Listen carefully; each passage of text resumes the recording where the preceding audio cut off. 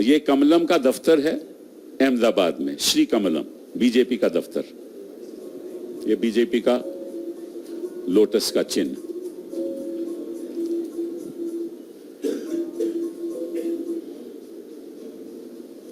अब ये दफ्तर से निकलते हैं स्ट्रोलर लेकर और अपने यहां दफ्तर पहुंच जाते हैं।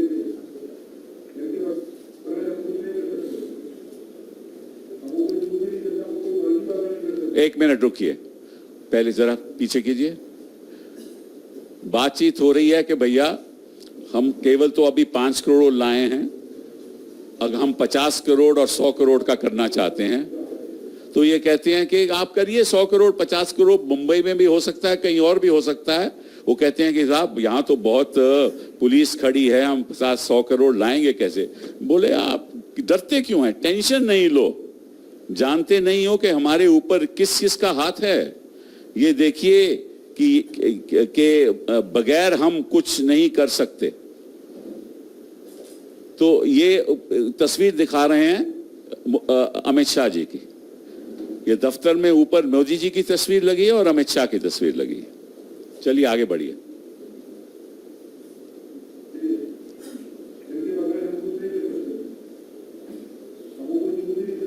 कोई छू भी नहीं सकता आपको, कोई बाल भी बांका नहीं कर सकता। ये बोल रहे हैं उसको कि आप 50 लाइए 100 लाइए, कोई दिक्कत की बात नहीं है। और पूछना चाहते हैं हम कि शख्स कौन है, ये क्या लापता हो गया है, इसका नाम क्या है, किस भाजपा के अधिकारी के नजदीक है, किससे बात कर रहा था कमलम से, क्यों गया था कमलम। ये सब सवाल उठते हैं ना, और हमारी जो चुनिंदा मीडिया चैनल हैं वो दिखाएंगी नहीं। चलिए साहब आगे।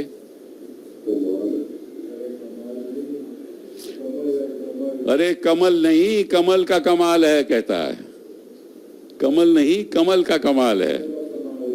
ये घोटाला कमल का कमाल है।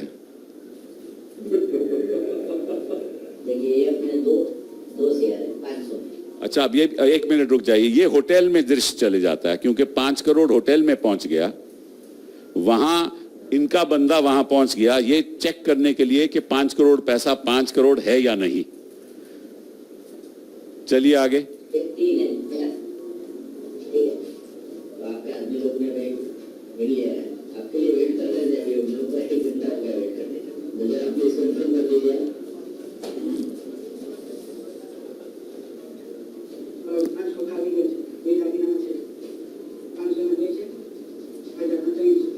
नवे छय न चिंता मत।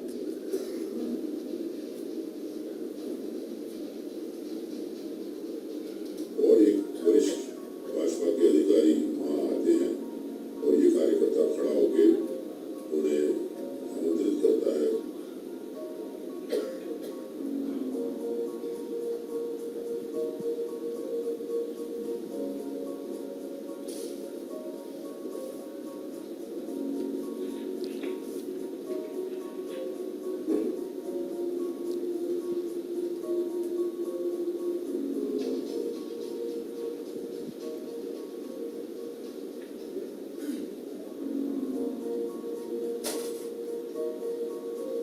कुछ ही देर में ये दोनों एक कमरे में प्रवेश करते हैं और हमारे प्रतिनिधियों को दूसरे कमरे में बैठने के लिए आदेश देते हैं, परंतु हमारे प्रतिनिधि ने शातिरता का प्रदर्शन किया और दूसरे कमरे में नहीं गए, वहीं इंतजार करते रहे और 1 दर्जन से ज्यादा ये महाशय के टेलीफोनों पर उनकी नजर रही।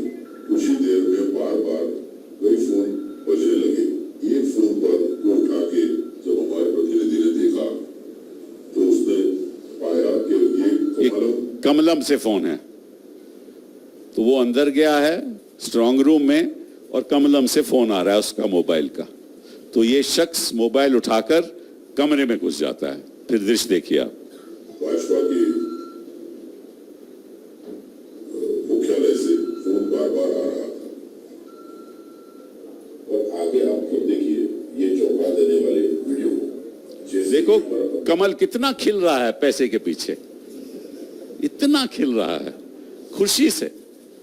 तथा दबे पांव फोन देने के बहाने इस कमरे में दाखिल हुआ। उसके तो होश हवास ही उड़ गए। उसने पाया कि ये दोनों उसकी तरफ पीट करके बातें कर रहे हैं। उसने इस मौके का फायदा उठाकर अपने खुफिया कैमरा में यह अद्भुत दृश्य कैद कर लिया। सामने अंदाजन 50 करोड़ से ज्यादा नकद नए नोट पड़े हुए। पॉज, ये देखिए, दिसंबर 31 के बाद कमल का कमाल। Just look at it. Just look at it. It's shameful. I think people should come out on the streets. कि गरीब आदमी के तो पैसे आपने फ्रीज कर लिए, उनको तो खर्चने नहीं दिए। अस्पताल में कोई बीमार था तो डॉक्टर पैसा नहीं लेता था। लोगों की मृत्यु होगी लाइन में खड़े खड़े होकर, और ये काम आप कर रहे थे। और 15 से 40% आप कमीशन ले रहे थे। ये क्या हो रहा है? ये क्या हो रहा है इस देश में? क्या हुआ इस देश में? इसमें बारे में कोई चर्चा है? कोई टेलीविजन चैनल जो भारत का टेलीविजन चैनल है दिखा रहा है? कोई तू मैं हो रहा है? कंट्री वांट्स टू नो हो रहा है? Which country wants to know? कुछ नहीं हो रहा ना। और क्यों यह सवाल उठता है? क्यों प्रधानमंत्री चुप क्यों है? इन्वेस्टिगेशन क्यों नहीं हुई? लोग अरेस्ट क्यों नहीं हुए? यह बंदा कहां है?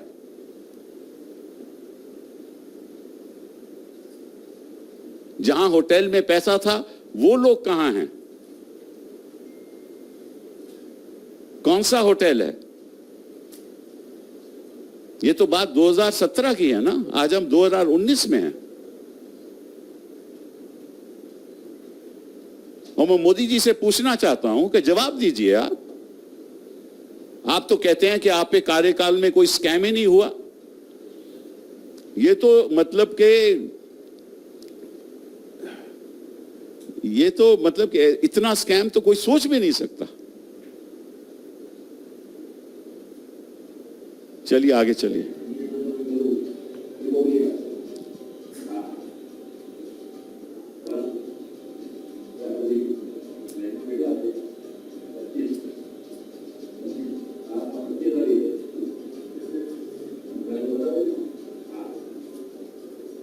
उसे देखते ही जेपी के कार्यकर्ता आग बबूले हो गए।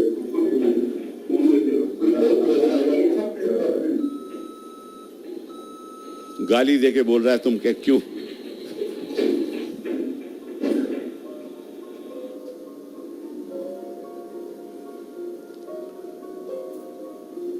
देखिए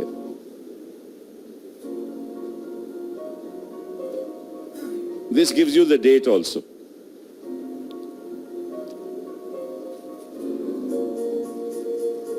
वो ये भी कहता है जो वहां अधिकारी है कि भैया ये जो पैसा है ये दुबई में जा रहा है, वहां इन्वेस्टमेंट हो रही है। तो जब उसने कहा कि साहब आप 40% कमीशन लेते हो, ये तो बहुत ज्यादा, बोला था हमें तो थोड़ा सा मिलता है, बाकी सब ऊपर जाता है। ये सब बात बोलता है वो। चलिए आगे दिखाइए।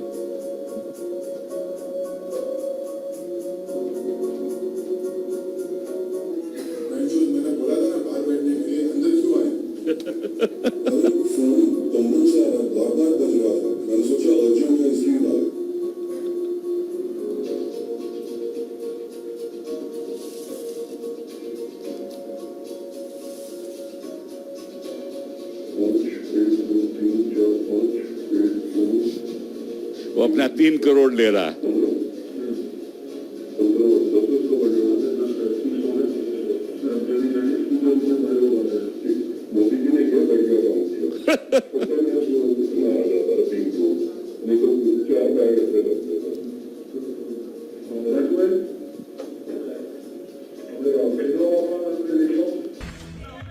नाजरीन, पी न्यूज हेडलाइंस के साथ में बशीर नाज। पहले दिन भर की कुछ अहम खबरों पर एक नजर।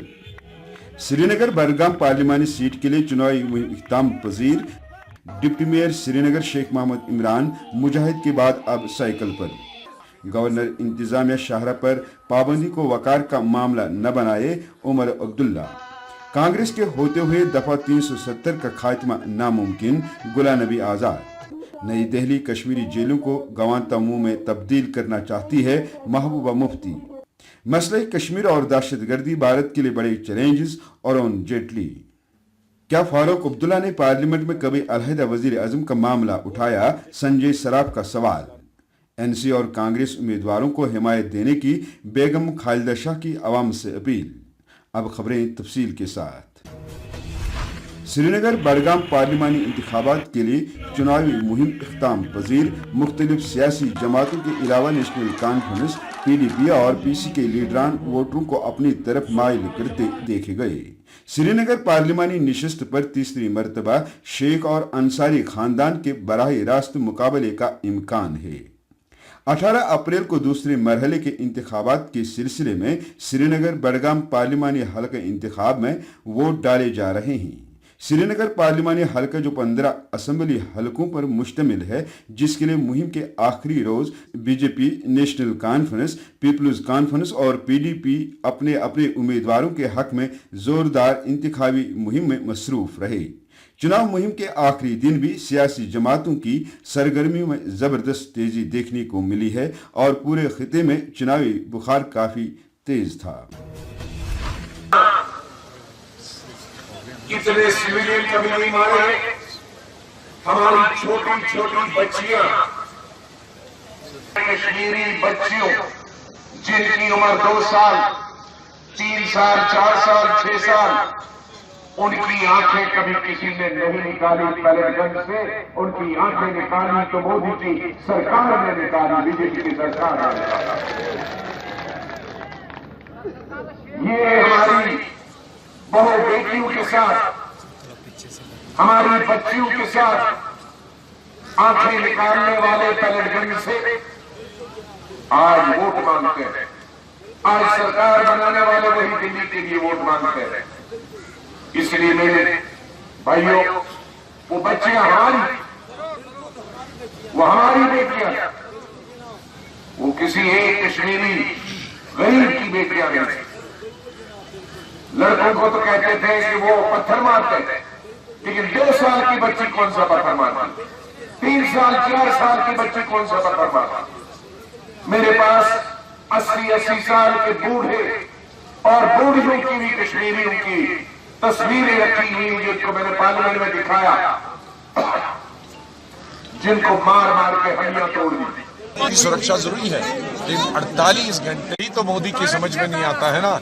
जम्मू कश्मीर में वो जो भी कानून चाहे कर सकते हैं। जरा दिल्ली में लगा के देखें, जरा गुजरात में 48 घंटे, अहमदाबाद का ट्रैफिक सूरत से बंद करके देखें, 24 घंटे में उसकी प्राइमरी जाएगी। इसलिए गवर्नर भी होश में आए, ये सरकार भी होश में आए और इंसानों की तरह सलूक करें यहाँ के लोगों के साथ। ये बहुत गलत बात है। वो आधा दिन होना चाहिए सिक्योरिटी फोर्सेस के लिए, आधा सिविलियन के लिए। कितने रोज पेशेंट मर रहे हैं, पहले तो मारे गोलियों से और अब सड़कें बंद करके लोगों को। डिप्टी मेयर श्रीनगर शेख मोहम्मद इमरान, जो पिछले कई दिनों से सोशल मीडिया पर फिरबेकस मुजाहिद की वजह से सुर्खियों में है, कल अचानक उस वक्त लोगों का ध्यान अपनी तरफ खींचने में कामयाब हुआ जब बारिश के बावजूद वो अचानक लाल चौक से डलगेट की तरफ जाने वाली सड़क पर साइकिल चलाते हुए देखे गए।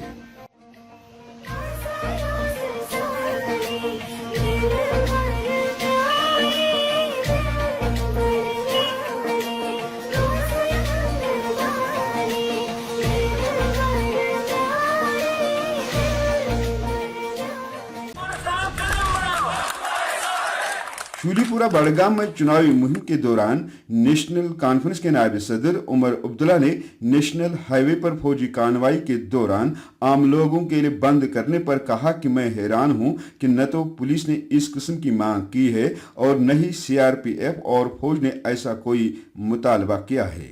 यहाँ तक कि फौज ने इस हुक्मनामे को मुस्तरद किया है और वो पूरे हफ्ते अपनी कार्रवाई चला रहे हैं। अगरचे सिक्योरिटी फोर्सेस को इस हुक्मनामे से कोई फायदा नहीं पहुंच रहा है, तो आम लोगों का इसका खमियाजा भुगतना पड़ रहा है। हम बार बार कहते हैं हैरानगी की बात यह है कि ना पुलिस ने ये मांग की, ना सीआरपी, ना सेंट्रल पैरामिलिट्री फोर्सेस ने कहा। आर्मी ने तो खुद कहा ना हम हाईवे बंद हमें चाहिए भी नहीं और हम इसको मानेंगे भी नहीं। वो हफ्ते के 7 दिन जो है अपनी गाड़ियां चला रहे हैं। तो खुदारा मुझे बताइए ना, इस हाईवे को बंद करने से सिक्योरिटी फोर्सेस को कोई फायदा नहीं। और past masters in this sort of use of language. One hopes that the Election Commission will take very firm action against any sexist or any sort of hate speech that is injected into the campaign. Omar साहब, लगातार जो India में campaigning हो रही है election के लिए, कई सारे वायलेशन हुए कोड ऑफ कंडक्ट की, तो उसके क्या रिएक्शन होगा? मॉरल कोड ऑफ कंडक्ट की रखवाली करना ये इलेक्शन कमीशन का काम है। अब कुछ हद तक पिछले दिनों में उनके यहाँ से पेशरफ्त हुई है। उन्होंने कुछ कदम ऐसे उठाए हैं जिसमें कि कुछ सीनियर लीडरों को सजा के तौर पे इलेक्शन कैंपेन से रोका गया है।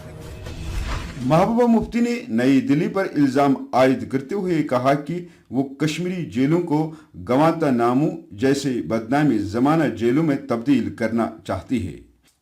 समाजी राब्ता साइट ट्विटर पर अपने ट्वीट में महबूबा मुफ्ती का कहना था कि जेलों में बंद कैदी बुनियादी इंसानी हुकूक की बेहतर फराहमी का माकूल हक रखते हैं और बज़ोर कुव्वत कैदियों के एहतिजाज को कुचलना बदतरीन पामाली है।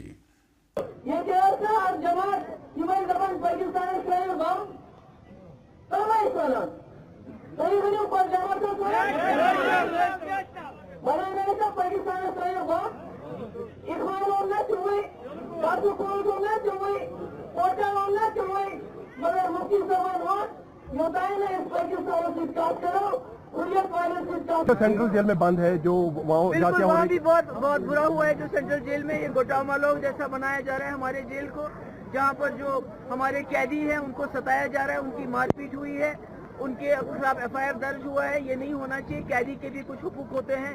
हम एक जमहूरी मुल्क में रहते हैं और उनके हुकूक के साथ इस तरह उनके हुकूक की खिलाफ वर्जी नहीं होनी चाहिए, इस तरह उनके ऊपर जुल्म नहीं होना चाहिए। मरकजी वजीर अरुण जेटली ने समाजी ब्लॉग पर इजहार ख्याल करते हुए बताया कि वजीर आजम नरेंद्र मोदी की क़यादत वाली मरकजी सरकार ने गुज़श्ता चंद महीनों से अलहदगी पसंद और दहशतगर्दों के खिलाफ सख्त इक़दाम उठाकर उन्हें वाज़ेह पैगाम दिया कि मुल्क दुश्मन सरगर्मियों को किसी भी सूरत हाल में बर्दाश्त नहीं किया जाएगा। उन्होंने इलाकाई मेन स्ट्रीम सियासी पार्टियों बशमूली नेशनल कॉन्फ्रेंस और PDP का नाम लिए बगैर कहा कि दोनों पार्टियों ने मौजूदा हालात में मायूस कुन रोल अदा किया है। उन्होंने कहा कि NC और PDP रियासत की अलहदगी से मुतलिक सख्त गिर पॉलिसी पर गामजन है। उन्होंने दावा किया कि मसले कश्मीर को सिर्फ एक मजबूत कायद और मजबूत सरकार के जरिए ही हल किया जा सकता है। अरुण जेटली का कहना था कि दफा 370 को विफाक के साथ आईनी तौर पर मुंसलिक करने के लिए मनसूबाबंद प्रोग्राम के तहत तश्कील दिया जा चुका है। दफा 35A को साल 1954 में मुतारिफ किया गया, जो रियासती जम्मू कश्मीर के अंदर अलहदगी पसंद नजरे और इफ्तराक और व इंतशार को जवाज बख्शता है।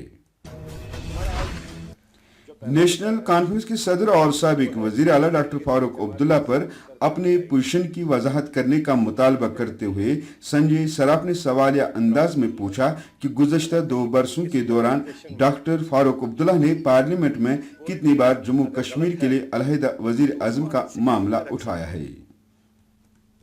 बहुत कंफ्यूजन में था मैं पिछले 10-15 दिन से, क्योंकि बड़े बड़े लीडर साहिबान जो जम्मू कश्मीर को एज चीफ मिनिस्टर चला चुके हैं, as cabinet parliamentarian cabinet minister चला चुके हैं, साहिब का भी है।